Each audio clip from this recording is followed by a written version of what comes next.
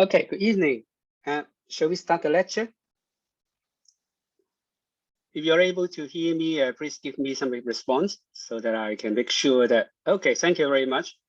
Today is the 5th lecture, and we'll cover the spatial landscape of the city. So to analyze the city from a spatial sort of perspective.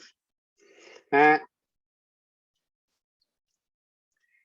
this lecture, I'll start with something of history. From the early Chicago school on the analysis of the city from the perspective of urban ecology. So basically, we will mention a very conventional theory, but a little bit outdated theory called concentric zone model. But it will lay the groundwork of our analysis of the city. And then I will cover some variation of the concentric zone model. So we would say that the urban ecology is the analysis of the city from what we call a positivist sort of perspective, looking at empirical data and taking a worldview that is very free, and also there's some kind of the objective reality waiting for us to describe.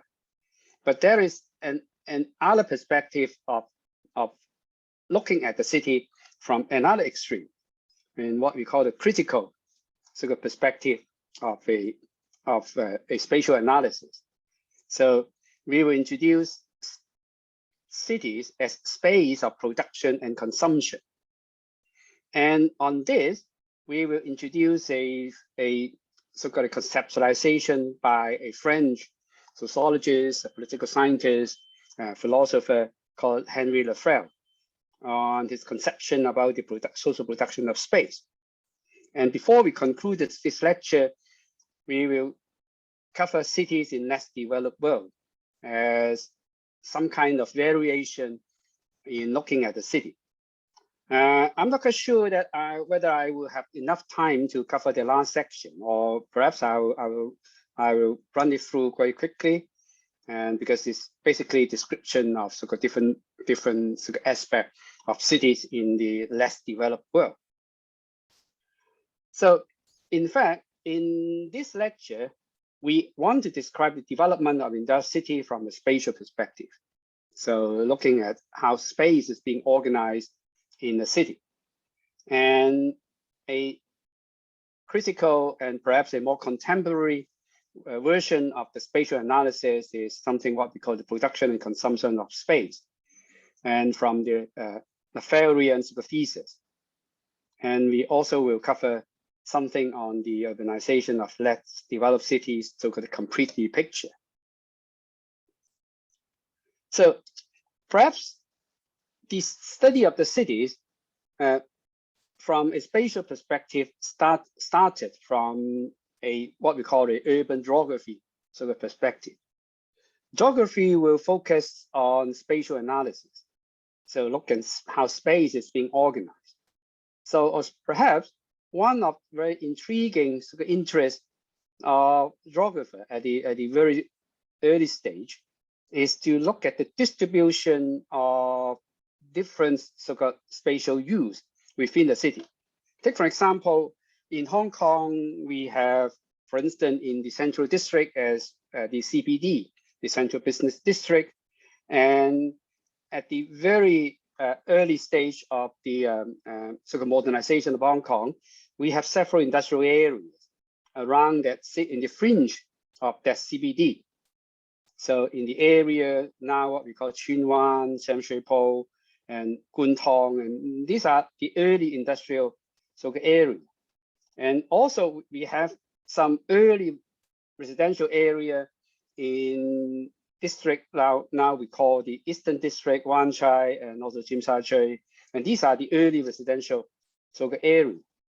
So what interested the geographer was why this pattern of distribution of land use is being formulated at the early development of a city. So the first attempt to systematically theorize that it is by the Chicago School, what we refer to as urban ecology. So the theoretical underpinning is the natural ecosystem. So in fact, the analogy is human being in cities, or in fact, in society at large, but particularly apparent in city, is about competition for space. So in fact, when plants and animals compete for space, they derive some kind of natural law. And the early Chicago school scholars will borrow those analogy and those natural law in a study of the city, particularly on the competition on the use of land. So the earliest attempt is by Burgess, which will look at Chicago as his case study to look at what are the patterns of land use in the city of Chicago. So in his conceptions, he described the cities, in fact, grow from the center and grew outward. And in the process of the city's growth, it followed a pattern of what we call a concentric circle. So it started with the central business district as the beginning of the growth of the city, and what he called the loop. And outside the loop, these are the so-called area that are undergoing so-called transition. So these are the zone of transition. So in the central business district, it's usually the land use are more or less devoted to the service sector, retails, or business sector. So, but when this district expand, when the city grow, because of the sophistication and the expansion of the economic activity, outside the city, city business district, the land use around the district is sort of mixed. It's mixed because outside of that is the workers' residence. The zone of transition, in fact, would accommodate some commercial use, but largely is for the industrial use, because industries need to, as I explained in the lecture 2, when the city expand, in fact, it was driven in many cities, particularly in cities in Europe, is being driven by industrial revolution, and there is a need for the industry to locate at the prime area of the city. But in fact, in American cities, in the central district, it was sort of triggered by the growth of trade, by the growth of retails, and also by the growth of sort of commerce and sort of this kind of business. Whereas the area outside the CBD are basically devoted for sort of industry. But industries need worker, and the worker usually they will try to minimize their sort of time for commuting to work. So they will live near where their factories are. So that's outside the zone of transition, which what Burgess will frame it as the workman's residence. And outside of that is the middle income residents. These are the owners of business, they are the management of the factories, or they are some kind of professionals. They like to have sort of a better quality of life, so they move outward where they have more space and cleaner air. So the middle class tend to live outside the zone of the workman's residence. And outside of that is the outskirts of the cities is what he called the commuters zone, which accommodate mostly the rich family, because out there were more space and even cleaner air, they have green space. although they need to commute to the central district area or the zone of transition for work, but usually they would have a car to drive. So this is the area of the rich family. So that is the earliest conception of the so-called distribution of so-called land use in a city. It's purely based on empirical sort of discovery, and also basically on this city of Chicago as a case study. Although supporting sort of those empirical discovery are the competition for land, which Burgess will explain. As the central business area, they are the prime business that have more competitive power because their earning power is highest. Whereas the zone of transition is basically the industrial area, which will so-called also competitive compared with residential because they earn a lot of profit. So that is not the same as conception of the city nowadays, because that was the scenarios in the 20s and 30s in the United States, particularly in the city of Chicago. But even if nearly a century after his discovery, we can still see traces of so-called those legacies in many American and British cities. Take, for example, if you go to city like Manchester or Liverpool, I mean, London is an exception. So usually the city center at that time was near either to the port or is close to the rail station, where the transportation will take the goods and more materials for import and export.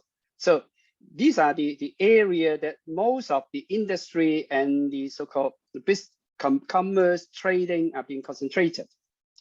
So within a small area around the railway station, usually these are the commercial area, the prime commercial area. But a little bit outside of that would be sites for factories or warehouse. So in those cities like Sheffield or in Manchester or in Liverpool or in the city of Chicago, and you can still witness those sort of traces of the remains of that, because many of them, in fact, they have been so-called protected and preserved so that it's turned to something else. But you can still the traces of those sort of factories and warehouses within a short distance from the central district area. Whereas outside of that, particularly in England, you can still see a lot of those row houses, semi-detached houses that was built in the 30s and in the 40s. They were still well kept, but from the outlook, you can see that it is not as modern as contemporary sort of development. Whereas outside of those, in the fringe of the city, these are what we call sometimes the bigger detached house of richer people at that time. Of course, now is basically the residence for the middle class, because in the 50s and 60s, both in North America and Europe, you have a wave of what we call suburbanization, whereas workers, particularly skilled workers, they get better pay so that they can afford to move out of the city center to the suburb. And also coincide with that is the building of road and freeways, and also cars are more affordable. So these are the traces you can still discover in that. So these are what Burgess discovered as the concentric so-called zone model. And in fact, this is also weekly being witnessed in cities, old cities in China, particularly when those cities have a period of industrialization. Take, for example, in Beijing, you can still have a quite big sort of central business area, which is now basically not just commerce, but because China emphasized more on the political power. So it's more of the government departments, the ministries' offices.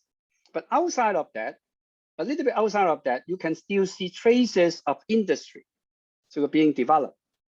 And then further out, you will have the residents, if they remain, are those so-called quarters for the state industry built in the 50s or in the 60s.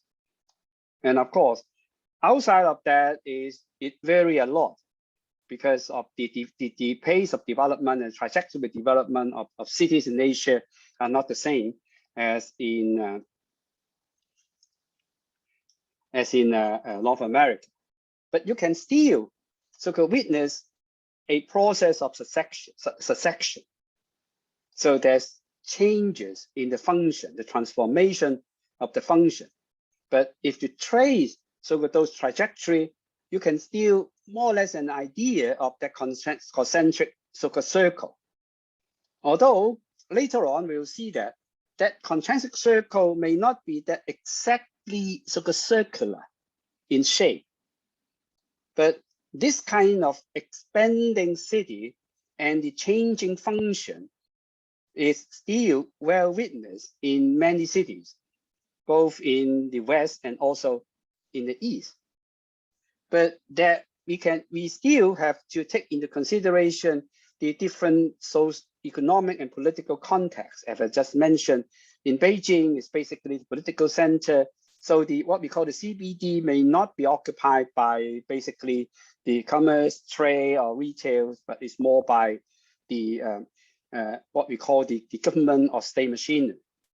And there's also a process of centralization and decentralization that will make the change in a different direction. And in many cities, and in Beijing and Hong Kong is not an exception, that the build up of the transportation linkage would have an immense impact on how the city expand and in what direction it expand. And of course, the internal mobility and also the intra-city migration is also one very important factor in sort of determining the growth of the city. But this concentric circle, although it's very classic, is not at all a very good description of most cities in the world. Because what is again is on the sort of critics of the Chicago sort of school on what they call the ecological factors. Because in the natural environment, competition between plants, animals, follow some kind of physical natural law. But in human society, although competition and perhaps the survival of the fittest may still generally apply, but human society are being characterized by not just competition according to that natural law, but because we have value, we have our own way of doing things, what we call, like the paper we've discussed last time, what we call path dependency. So what happened in the past may determine what are we now. So that's why human interaction, human values, and also some kind of contextual characters may determine what the so-called competition for land. I take Beijing as an example. So Beijing is a political center in the last 400 to 500 years. So its development is basically determined by the expansion of that political power, but not the economic power. And also the Chicago school concentric model based its theorization on the city of Chicago, which social and economic development may not be shared by other cities, particularly about the development of heavy industry. because heavy industry perhaps take into consideration or take more consideration into the cost of transportation of raw materials and export because of the cost of that so-called transportation of the final product and the raw material. So it tends to develop close to the city center at the very beginning. But if the city do not have heavy industry, or the heavy industry have been developed after the city has been expanded, take for example, in the case of Beijing, that's the case. So the heavy industry would not be so eager to be constructed near to the city center. So it's unlike Chicago, because Chicago started with some industry, although it's not exactly heavy industry, but industry that will rely on a lot of manpower and also on machinery. Take for example, the meat processing industry is one of the earliest industry in Chicago, which needs manpower, space, and all the materials. For instance, the animals are being transported from the rest of the United States by railway, so that it has to be located near the city center. So it also depends on what we call the industrial commercial division of the city. And of course, one very important issue or factors in determining the competition of land is about the private ownership of land, or whether the land is publicly owned. So that is the case in the United States, but not the case in Beijing, because in most of the so-called the land in Beijing for the past, for instance, 400 to 500 years are owned by the state. At least it's on paper. So the Chicago school, in fact, undermine politics, power, ideology, and intention, etc. So in this aspect, in fact, the critical perspective, what we will mention about Henry Lefebvre, is an alternate approach to ratify so that those so-called overlooking of politics, power, and ideology. And it also undermine cultural and social heterogeneity. And one more important thing is there is a very important assumption about the distribution of space within the city, because it will assume that the city is free to expand along whatever direction it feels necessary. But in many cities, in fact, the direction of expansion is being influenced by the topology of the city. Later on, we'll see in some city, the direction of expansion is not at all free because of the landscape, because of the topology of the city, and also about the historical legacy as well. Because some cities, some areas in the city may be used in history as one purposes, and then it will dictate the direction of expansion. But even taking the Chicago school concentric model as a basis, there are subsequent some modification of such model. Although basically they agree, or they largely agree on the basic assumption about the ecology that drive city expansion. So it's basically following the urban ecology, the human ecology approach of the Chicago school, but they just fine tune how the cities would be expanded.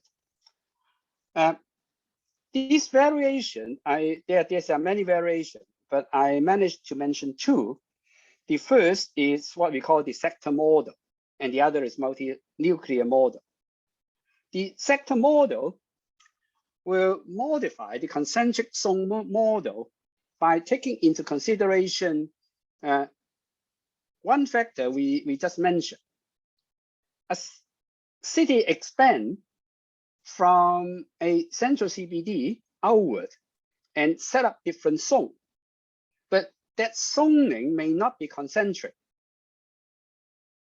Because if this is concentric, in fact, it assumes that the people in the outer circle can enter into the inner circle, for instance, the loop, the CBD, from all directions. But in reality, this is not the case, because if you go from one place to the other, you need transportation linkage, so that the transportation linkage will determine how and in what direction a city will expand. So that is Hoy's model that will modify the concentric model, that city expand, but not in a concentric model, but in a sector model, because of the transportation linkage development. So again, it will start with a CBD, but the zone of transition may not be exactly so in a circular form, but in a sectoral form, because you need to build roads to get access to the CBD from those areas. So take, for example, the second zone is the zone of transition. It will consist of industry, light industry, or for wholesale, whereas the rent is not as expensive and is a CBD, but is still relatively accessible. So in fact, if you do not have a direct transportation or road linkage or railway linkage, in fact, it is not that fast to travel, for instance, in this area, which now is zone 3 to CBD, compared with a area in zone 2, which is further away from the city center. Because if there is no direct transportation between this zone 3 to the CBD, you may have to go around to zone 2 and then to the CBD. So exactly Hoyt will argue that the second zone, the zone of transition, will develop along the transportation linkage. It depends on how the transportation linkage is being built. And you can still have the what we call the workers' residence, the low-class residence in zone 3, which is close to both zone 2 and the CBD. But again, it depends on how the transportation linkage is being built. So if the transportation linkage is built along this way, so that these will be already occupied by zone 2, so the remaining area of zone 3 is the only possible area to develop that low-class residence. But they may not be that convenient to go to the CBD than the developments in zone 2. So again, the middle-class residents and the high-class residents also follow such a pattern.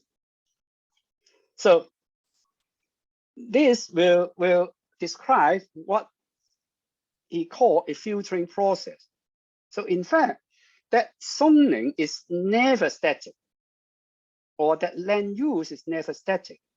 So it will start with a smaller area and then expand outward.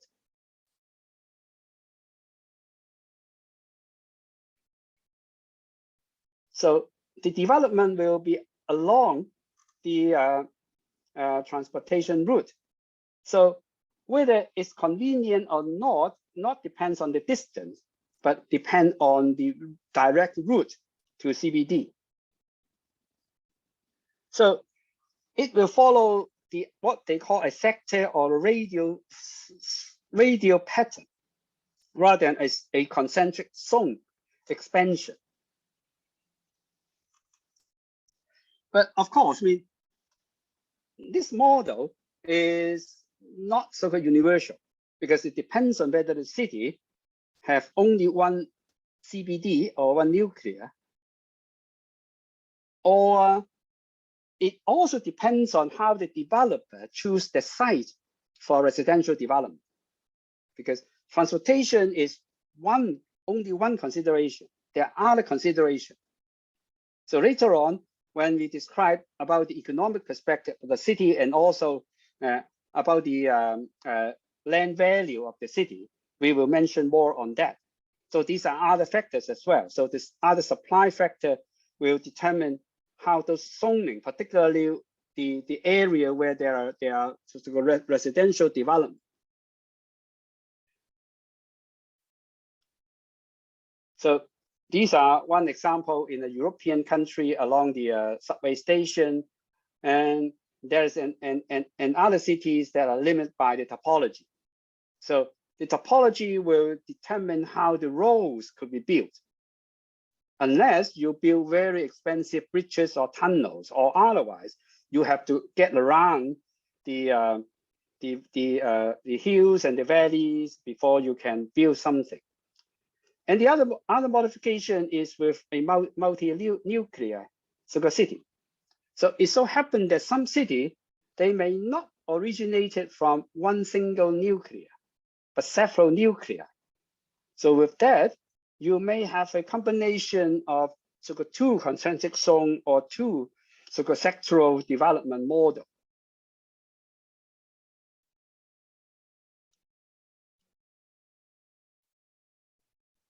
Sorry.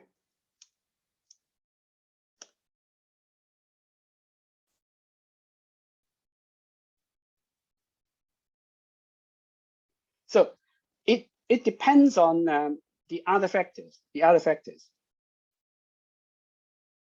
For instance, a very typical example is Los Angeles.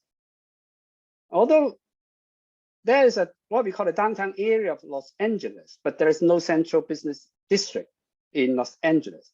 So Los Angeles is characterized by many smaller districts, which scatter throughout the city. So it's extremely difficult to navigate in Los Angeles.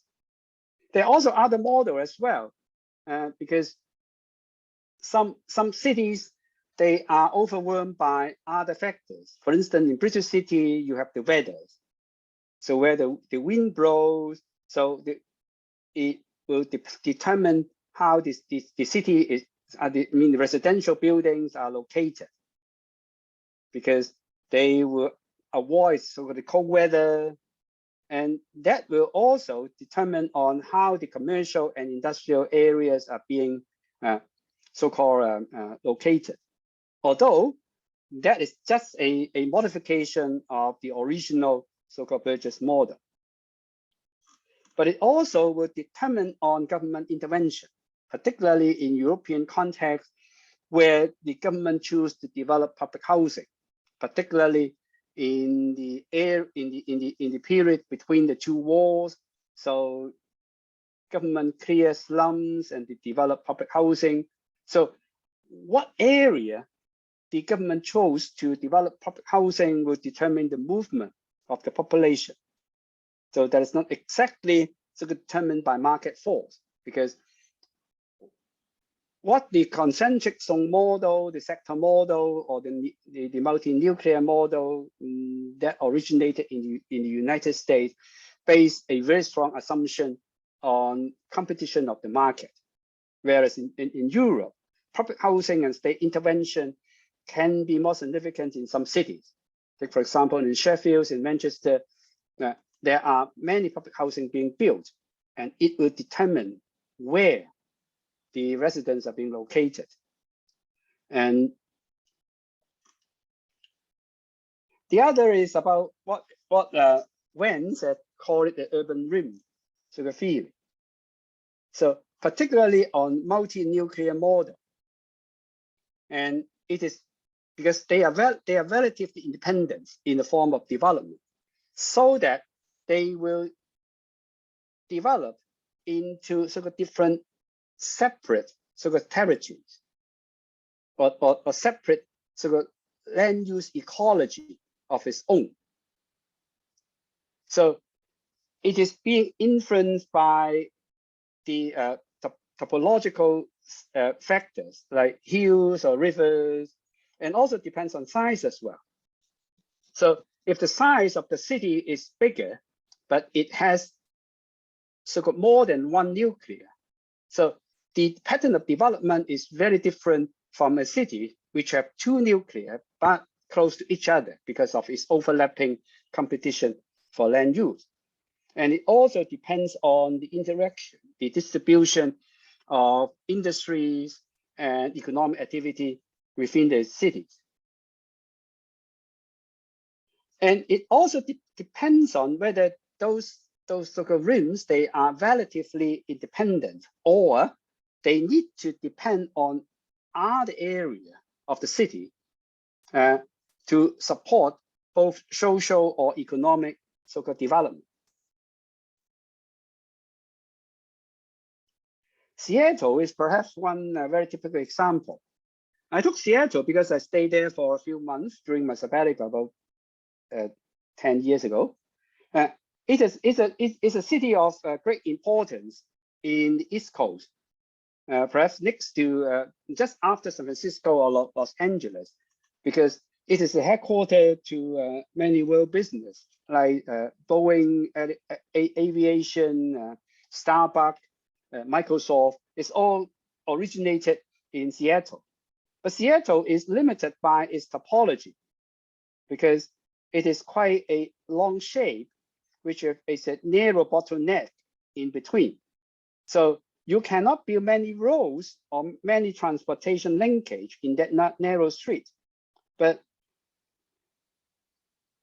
although Seattle have a very small central business area, but now most of the important activities are concentrated in those big corporations like Boeing, like Amazon, like Starbucks. They are not located in the city center.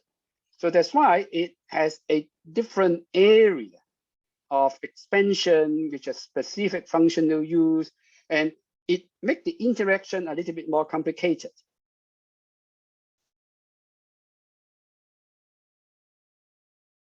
There are also recent developments which will modify our conception of that concentric model or its variation. Because the concentric zone model will describe what happened in the earlier year of industrial development. Whereas in recent years, because of deindustrialization and also because of the reduction of family size, in fact, the process of suburbanization, which is at its peak in the 60s and 70s, have a reverse direction. So on the one hand, business and industry are being decentralized, not concentrated in the central business area because of this high land costs and also because of pollution. And with the development of internet, with the development of better commuting transportation, those industry, those big business, some of them tend to move out to the suburbs. Whereas in the suburbs, it used to be middle class, sort of family accommodation. But because we have more sort of young and single professionals who like city life. So in fact, they have the reverse direction of moving from the suburb to the city center. So these two directions, in fact, make the zoning of the city or the distribution of different land use a little bit more confusing and overlapping than before. And of course, government intervention is also one very important influence factor, particularly about gentrification. So in the city center, some deserted industrial area are being turned either into public housing or into some commercial areas, and will make the land use more mixed than before. And some government want to develop new industry, so they set up industrial park or science park, either in the city center with the deserted in that old industrial sort of site, or in the fringe of the cities, which have sort of plenty of land and cleaner air. So it makes all those so-called distribution more complicated than before. So these are a lot of complication. Although in most cities, the CBD is still the core. But there is the different zone is determined by different factors, by the intention of investment, or because of other factors. We have so-called divestment so-called effect. And also gentrification will change some of the older working class residents in the middle class residents. And of course, government intervention or some industrial park, business center will affect those sort of distribution. So, but more important, as I just mentioned briefly, to analyze sort of the pattern of land use and zoning of the cities, we have to understand the socioeconomic background of the cities and the context as well. So whether market force or government intervention dominate, or whether there are what we call the existence of a specific urban regime, which we'll mention in a later lecture. And then later on, there are further development of those social analysis is what we call social area social analysis. So it take into consideration not just land use, but also characteristic of people who occupy the area. So from that, we have a lot of those development. I won't go into details because I mentioned the details in my notes about social area analysis, and the reverse of the social analysis is what we call a factual ecology approach. These are also making very similar assumption with the human ecology.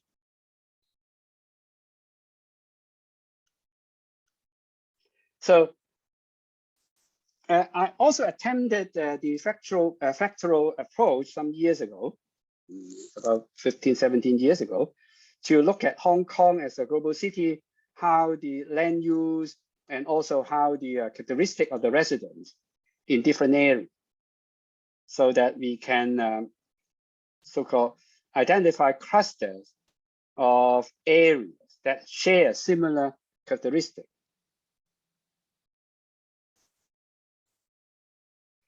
And these are what the Chicago School or the variation of that have described the how space is being used in the city. But from a critical perspective, we do not just look at physical space, or we not just look at physical space as some kind of natural space, so that some natural law will prevail.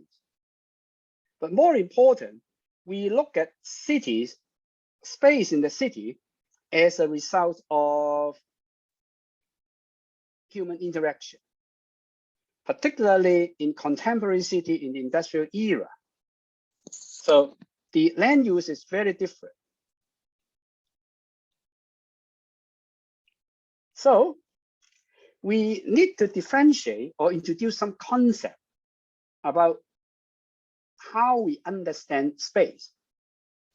This is important as a beginning in understanding the critical approach to what we call the spatial perspective in analyzing the city, because in the past, or in a more conventional perspective, we will assume the space is a venue for production.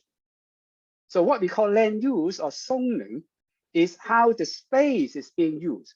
How the space is being used for production. Take, for example, is a space used for commerce, is for trading. So what is commerce and trading? Is economic activity that you produce things. So these are the space that we hold some economic activity. Residential housing is also such an example. So you produce real estate, you will produce residential development, and then sell it or rent it to the residents. So it's a process of production. So a space is being used for something, for retail, for industry, or for leisure, or even open space, empty space itself is a conception of production, because you need to assign some use to that space. But space can also be perceived as something for consumption. So you are not using the space to produce something, you are consuming the space. Take, for example, if a space is for consumption, it's for production, so it is the character of the space that is important. For example, if you want to build an industry that need cheap transportation, so you need to build a space close to commuter line, railway line, and you build a factory, and that space cannot be hilly, and something like that. But space, in fact, can be used for consumption, because if space is for production, if those characteristic holds, location of the space may not be that relevant, as long as that particular space in whatever location possess that specific characteristics. But nowadays, we will perceive this location of the space more important. So it's not that space we want to use it for something. In fact, we are using the space. So the view of the space, for instance, is more important. The location of the space is more important, because we want to have a view, and that view will cost you something, and which is not exactly connected to the physical characteristic of the space itself. Because locations are unique. And if that location will cost you something, and then you are not using this, you are not just using the space for production of building a house, but you are consuming the space in that particular location. So if we understand the production and the consumption of space, then we perhaps will need to introduce what we call the social production of space thesis by Henry Lefebvre. That book was written in the 70s in French, but it was not until in the early 90s it was translated into English that the English-speaking world get known to that and find it very intriguing in helping our analysis of space in city. So space can be produced in the way that, because space is not just a venue for production, it's not just for economic activity, but the space can be produced in society as social relations, institution. That is more important. So space is both a force of production, but it's also an object of consumption. You use the space. And more important is the consumption characteristic of the space will give space as a venue of struggle. Of course, in the early conception of the Chicago School, the competition for land is already an example of competition and struggle. But for Lefebvre, that struggle will involve not just about economic transaction. It's also about political transaction. So it's a struggle for power to control that space.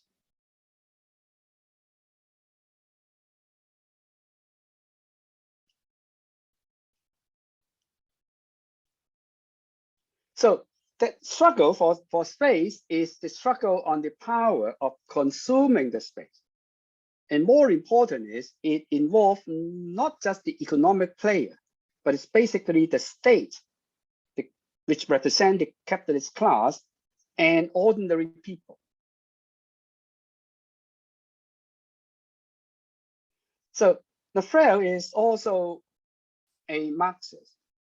So he will see the struggle as originated from class struggle in society, in which the capitalist society are dominated by the capitalist class, and the resistance of ordinary people to fight for interest and the right are the continuous activity of ordinary people, the working class. He specifically conceptualized a tool for helping us to analyze those struggles. So he produced what we call the spatial triad, as looking at the competition for land or the struggle for the control of social space. Because that struggle is not just focused on the physical space, but also on the social space as well. Because all space are being created not just physically, but socially. What we mean socially is it involves human interaction. And all those space production and consumption will involve the setup of institutions, the rules on how the space is being possessed and also being consumed, that's being used.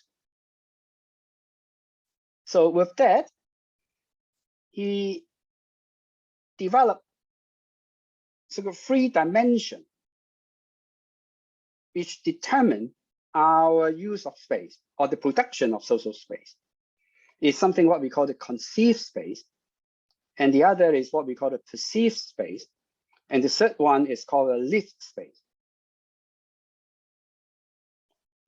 Conceived space, in his original conceptualization, is called the representation of space. But I will suggest we use the conceived space as a simple to memorize. Later on, you'll see that because of the confusion created by the terminology. Representation of space are space that are be created by the planners and officials. So it is about how the space would be used. So it's determined by the state in the form of either formal laws, planning protocols, or informal rules.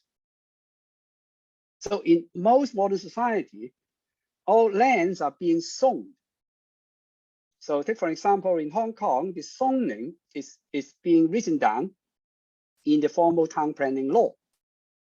And the zone will be restricted in use, either commercial, industrial, or residential. And how those spaces are being used is determined by the planning protocols. So we have the code for the planner when they plan the use of the space. So with those parameters, plot ratios, building height, green coverage, I mean, this kind of so-called protocols, the rules. Or it would also be determined by informal rules.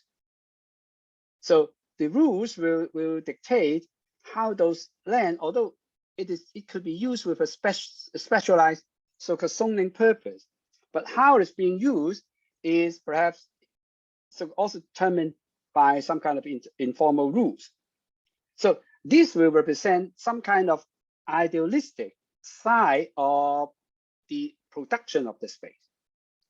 So we are not just talking about the production of physical space, but about the social space. So how the space is being used by human activities.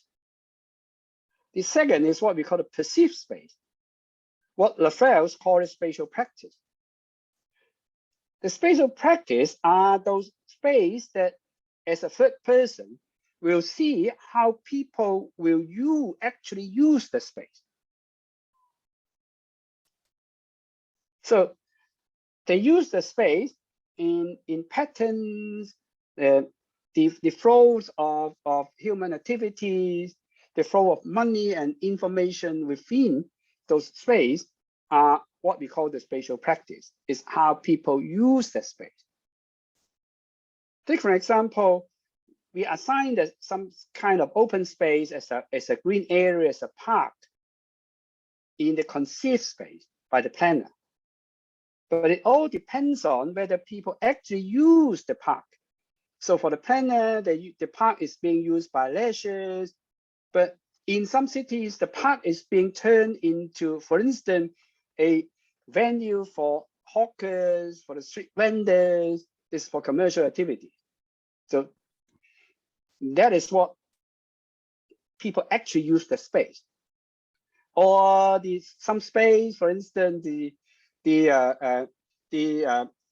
People's Square Park in Shanghai, part of it is being used as a corner of matchmaking, for instance.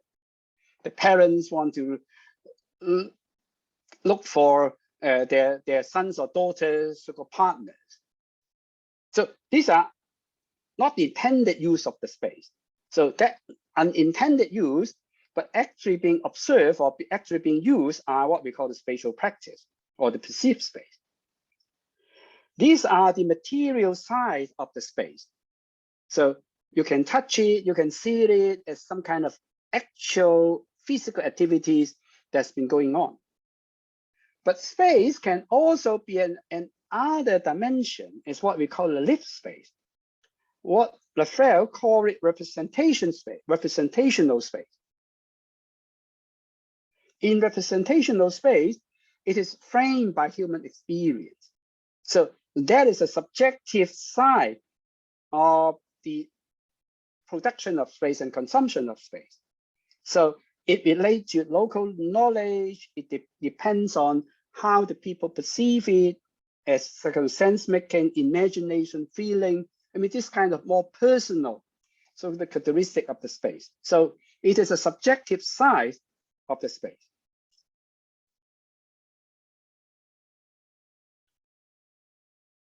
So the conceived space of planners are in fact matched with what we call the mode of production. So if this is a capitalist society and those spaces are being framed so that the capital interest will be taken as the first priority. So some areas the prime area will be assigned or dedicated to activity that will generate economic activity or in general profit. So some prime area which the land price is the highest, it will be set aside for upmarket residential development, take for instance. So these are connected to the economic activity of the dominating ideology of the society, and the order, in fact, is imposed by such mode of production, the capitalist mode of production. So the prime area is being allocated for rich people, for residential, or it will take economic efficiency as the top priority. But the perceived space is something different, because that is how people actually use the space. So it's more determined by the social structure, and it also has some kind of continuity. And because of it's used by people, if the society itself is cohesive, so the use of the space, the consumption and production of space is also cohesive. So it represents the competence and level of performance of the society. So the space is also an expression or the venue for social relation, where social relation is being built. So sometimes in the same space, the daytime use and the nighttime use may not be the same. So we have plenty of example in city, but especially for cities that are vibrant. So until recently, we have places in Hong Kong that in the very early morning there is a so-called a market, a so-called farmers market, whereas in the evening is the market for the food vendors. Take for an example in some district in New Territory.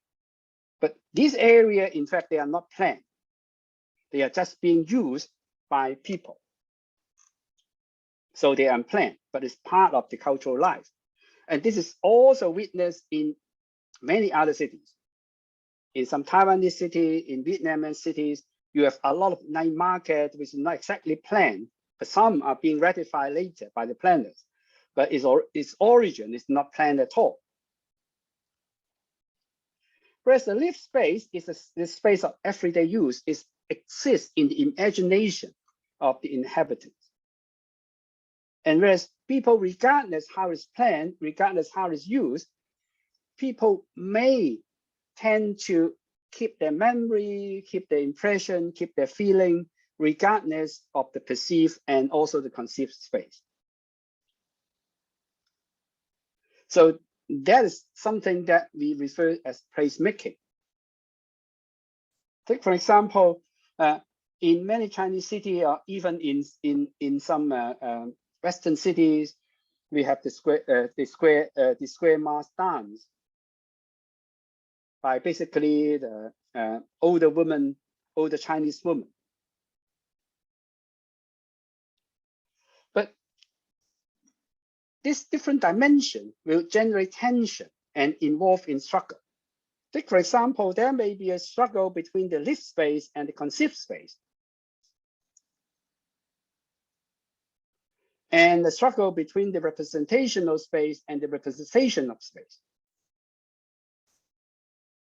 Take, for example, we have plenty of examples that we have a organization called Link, which is established as a form of real estate investment trust that bought most of the shopping venues in public housing. Whereas those venues in the past, which held by the government, is dedicated for so-called retails for the daily use of local residents. But after Link bought it, they changed it into some kind of more efficient economic use. So drove out all the small business and make way for the big chains so that they can command higher rent. So that is exactly the struggle between what we call the conceived space, which is planned by Link, as the owner and the planner of the space, and people's imagination about how that space should be used.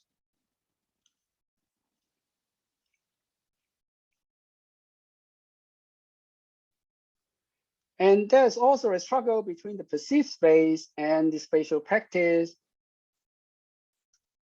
So the same space is planned as a back alley in commercial area or residential area. It can be a venue for the storage of garbage, but it can also be turned into a very vibrant commercial street for sort of small restaurants. Or under the flyovers, you can use it as some kind of residence of those homeless, or it can be a venue for other cultural activity, or it can be a decoration for the beautification of the city. So that is partly a mismatch between the lived space and the conceived space, as the mass square dance we just mentioned. So that transformed the use of the space, and it would not follow the original sort of designated use of the space. So it will create some kind of sort of struggle, particularly if you have the mass dance in the open areas close to residential, and the noise that is sort of produced would annoy sort of those residents who live nearby. But a more recent sort of struggle between different dimensions of the space production is a result of social interaction. And it exactly demonstrates how the social aspect of the space, because space itself will involve institution. So you set up some rules, you set up some pattern of use of the space. And that use, in fact, is dominated by whoever have the power to make decision. But on the other hand, because of that struggle, you always have that resistant force on that. One example is about sort of gentrification. So the space, because it's being perceived as of lower efficiency. So in reframing the conceived space, the city planner will try to turn it the sort of fully efficient land use into highly efficient land use. So you need to knock down all the old buildings, move the residents out, and then turn it into upmarket residence and retail in order to quote unquote maximize the value of the land.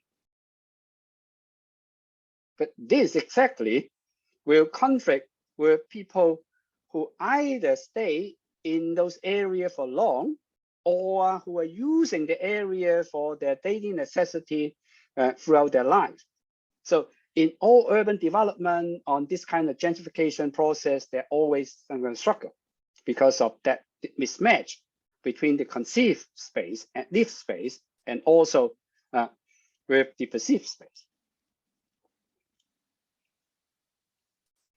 Lastly, I want to mention about cities in less developed world, because both the Chicago School or the critical schools about the city development have its target and the theory originated or based on empirical example of city in the developed world. So it's what we call cities in global north.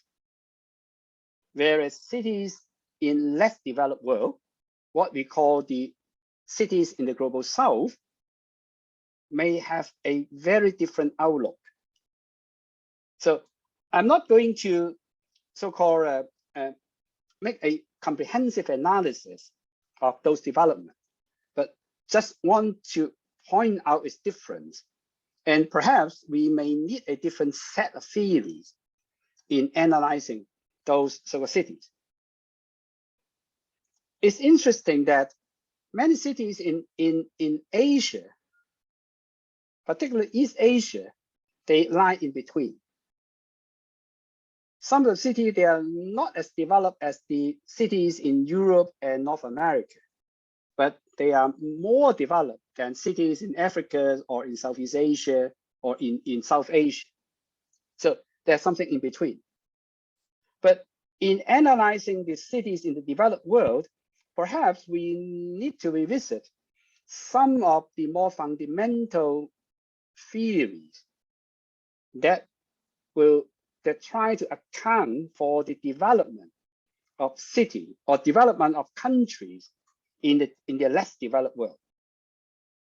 The first one is something what we call the modernization thesis. Modernization thesis will describe cities is in a trajectory of what we call convergence. So cities in the global north, they are more developed. So they are modern. Cities in global south, they are less developed, but all of them want to catch up in the process of modernization. So on some way, they will develop towards what the cities in global north have been developing. So this is what we call a modernization theme. So, but in other terms, we could also call it a neoliberal economic explanation. So all cities are under the same market force. So it's only the cities in the global north who are ahead in the process, whereas the cities in the global south, they are trailing behind, but catch up very diligently.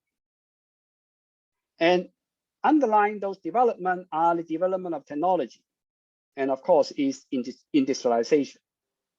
So all those sort of structure in the global north cities will eventually transfer to the global south cities.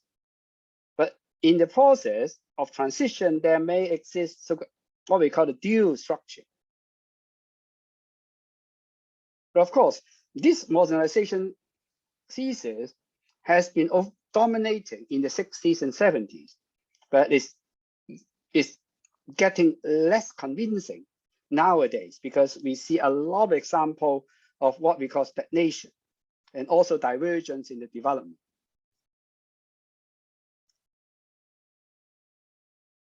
Particularly, we have a famous theory, what we call the development trap of middle income, so-called countries. Whereas when they catch up to a certain extent, it will reach a plateau and they will never reach the level of development of the developed country. So you see a lot of examples in Latin America, in Southeast Asia, like Thailand, that they develop very fast in the 80s and 90s, but get stagnant after that. And the other thesis is just the opposite, because the theories based on the what we call the political economic approach, so that in fact all cities in the global north, they are just being peripherals of the developed world. So they may be the ex-colonies, or they may be under some kind of unfair trading relations, so that countries in the developed world, they are always dependent on the ex-colonial power, so that they can only follow the trajectory of development, but will never getting close to their development because of that dependency being created. So there is also another similar conceptualization, what we call world system thesis. It also would describe the world of being divided into different categories. So the dominating core are the developed countries, whereas the peripheral countries, they are the less developed countries. So Latin American, Africa, but the countries in East Asia, they are in between. So they are the semi-peripheral so-called countries. So in fact, because of this kind of conception, particularly about the dependency theory, it developed some kind of so-called subcategories of those theories. Theories just like post-colonialism, that the countries that have been colonized by Western power, they will follow all the examples of the colonizers in the city development. So it's being dictated by that. But cities in developed world, they are all more diverse, so that they may have a different trajectory of development that will make cities in the developed world much more diversified than cities in the industrial world. Take, for example, in North America, you have modern cities, but you also have a very large slum areas in Latin American cities like Chile, Peru, Colombia, and Brazil. In African city, they're even more diversified because it's less urbanized, and also the pace of development are very different. So on the one hand, you may have indigenous cities, which basically keep all the cultural heritage, all the conventions, but you also have cities that are built around the ideas of some religions like Islam. You also have colonial cities whose development is exactly a mirror image of the colonial master. And you can also have European cities, which is part of the colonial cities, but they are dominated by all those development trajectory of European city. In Southeast Asia, it's a little bit complicated because of the culture and also because of its colonial history. So most of the Southeast Asian country, they are developed around trade in the 18th, 19th, 20th centuries. Then also one specific characteristic of those Southeast China cities in Southeast Asia is extensive existence of Chinatown, which is basically a very vibrant commercial area. But because many of these countries in Southeast Asia they are being colonized, perhaps with the exception of Thailand, so they maintain a lot of international business. But because of the colonial rules, there also would exist a lot of elites to go residential. So the classical example is in Hong Kong, in Singapore, and also in Malaysia. The British power, in fact, they left a whole areas of elitist so-called residents, which also so-called create some distinct characteristic. And the different pace and different type of industry that develop in those cities will also have an influence on how the industrial zones are being developed. Whereas in many Southeast Asian countries, the informal housing, what we call the kampong, that's the term used in Indonesia, Malaysia, and Singapore as some kind of squatter informal housing, are also very dominating.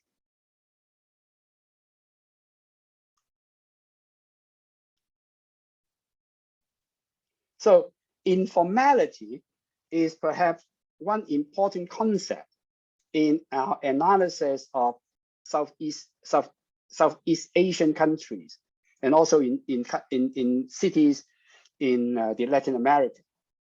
So the squatters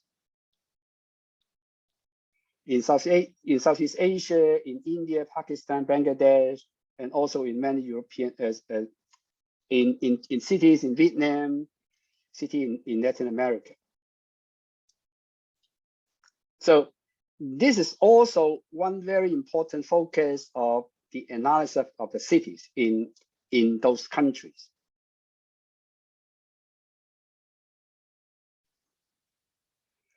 So basically in this lecture, I have briefly introduced the Chicago School approach by Burgess on the concentric zone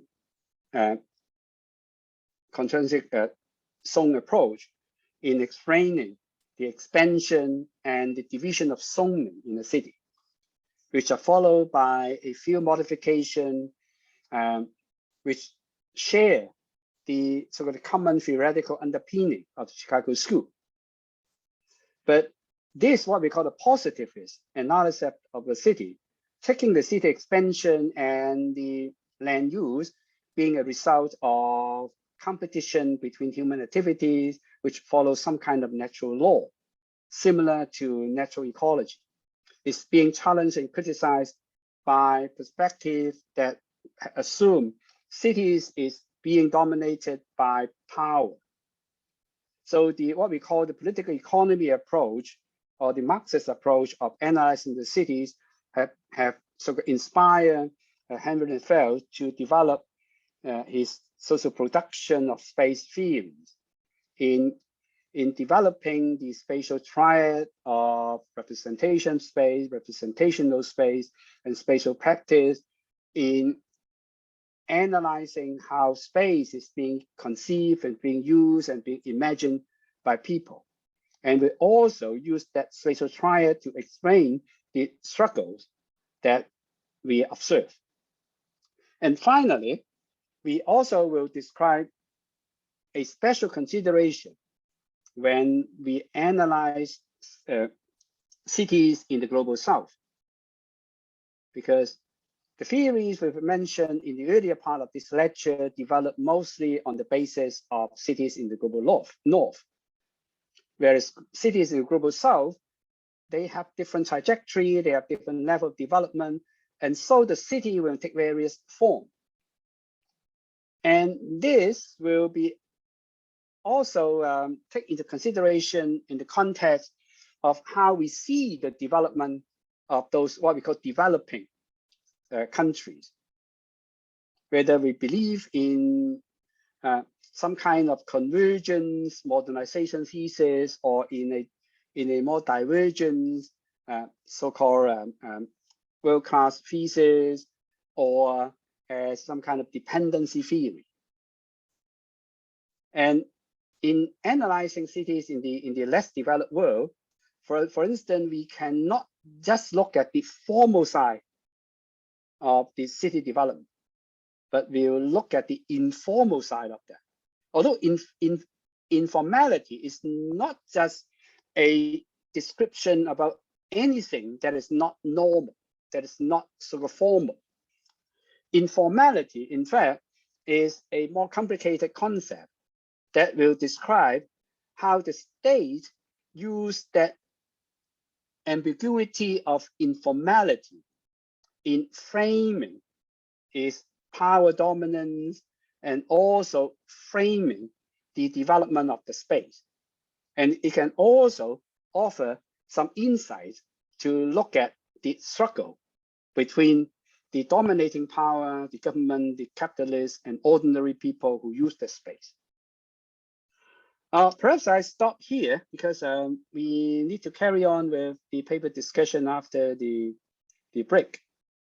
So I imagine if you have any question you would like to ask, perhaps I will ask you to write it down in the chat box so that I can address after the break.